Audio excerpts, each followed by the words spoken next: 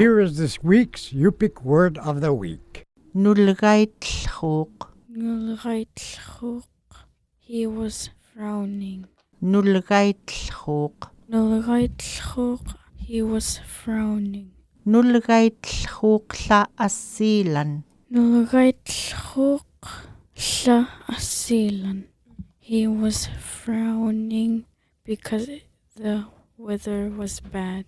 Nulgaitellruuq. Nulgaitellruuq. He was frowning. Nulgaitellruuq. Nulgaitellruuq. He was frowning.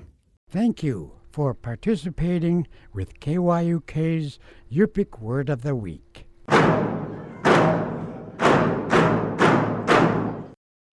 Yupik Word of the Week is supported by Grant Aviation.